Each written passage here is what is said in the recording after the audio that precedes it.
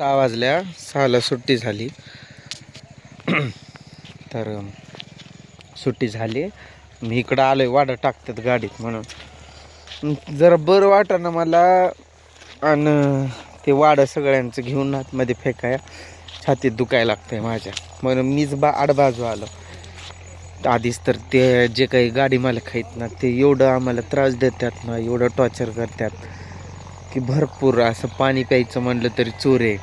माझी भाची निकिता, तुम्हाला मी सांगितलं तर पटणार नाही, पण आश्चर्याची म्हणजे एक नवल अशी गोष्ट आहे. माझी भाची निकिता, तिचं एक बाळ आहे 8 महिन्याचं, छोटंसं बेबी. 8 नाही, वर्ष होत आलं, तर लहानच आहे बाळ. वर्ष झालं काय की बाळाला, लहान आहे पण तो. मग तिला दूध पाजायचं होतं त्याला.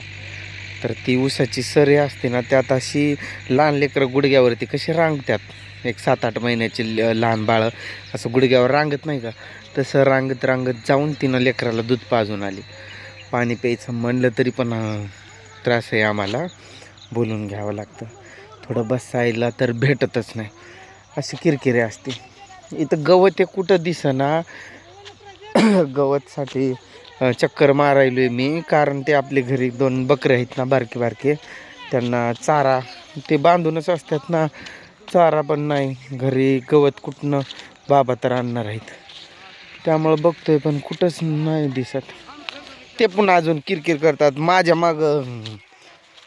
5-6 माणसांची नुसती किरकिरीच आहे.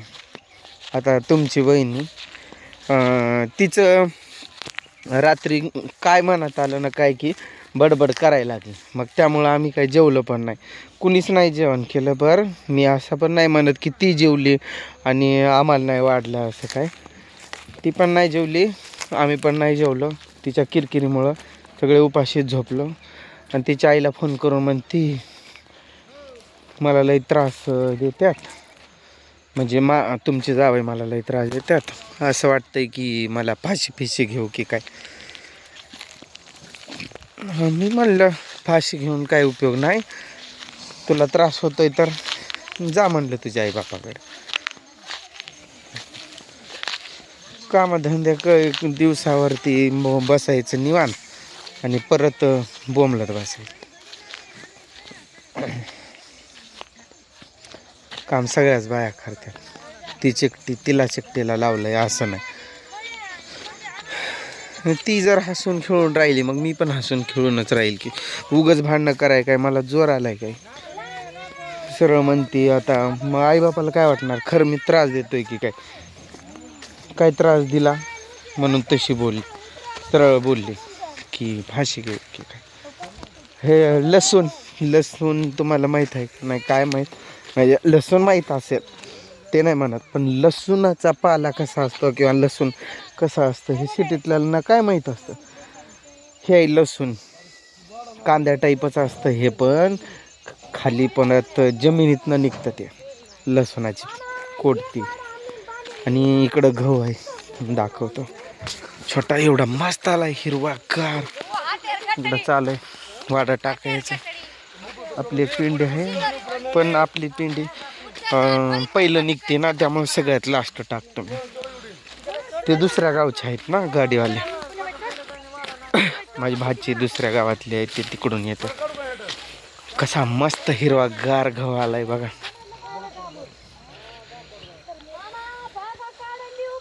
कसा आलाय नुसता एका लेवल मध्ये. कुठं बघावं तिथं तुम्हाला सेमच दिसणार लेवल मध्ये. जसं ते मोठं होत जातं ना, मग ते एवढं सुंदर नाही दिसत, पण ज्यावेळेस ते लहान असतं तेव्हा खूप सुंदर दिसतं. असं बघून कोणत्याही शेतकऱ्याला एकदम आनंद होतो, मन असा प्रसन्न होऊन जातो. चपातीचं झाड मी रील पाहिलेलं, त्यात गव्हा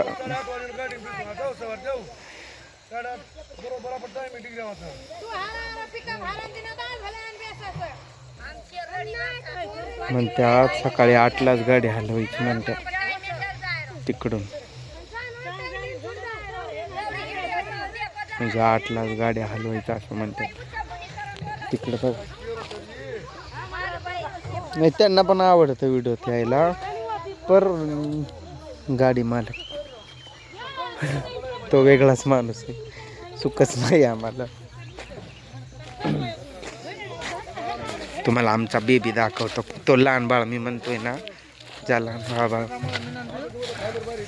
लहान बाळाबद्दल बोलतोय ते.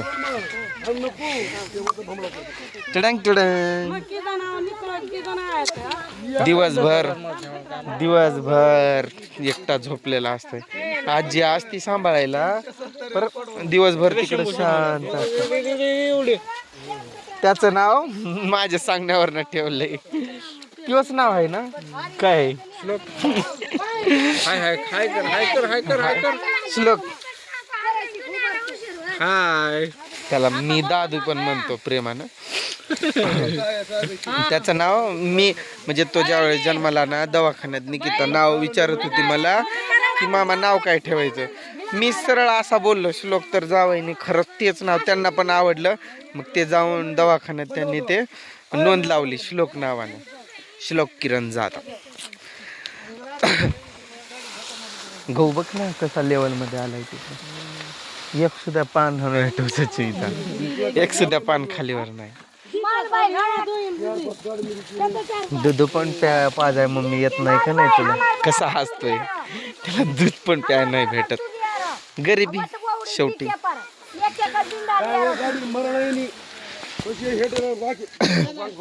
तिकडं बघा वाडा, एक ठिकाणी 4-4, 5-5 बिंड काढल्यात.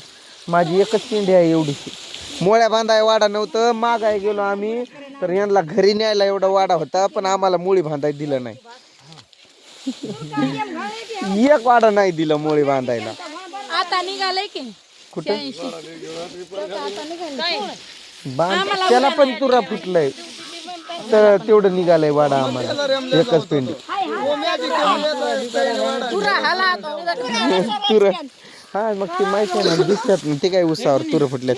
तसं फुटलं की ऊसाचं वजन कमी होतं, पण हाय ह्यो ऊस अजून वजनदार चांगला असं. गहू पण आपलंच आहे का दादा? ते हे सगळं शेत आपलंच आहे. कोंबड पाला आहे का काय? गाईचा गोटा ती दुसऱ्याच आहे होय? नाही दाखवली. शेरड आहे ती का काय ती?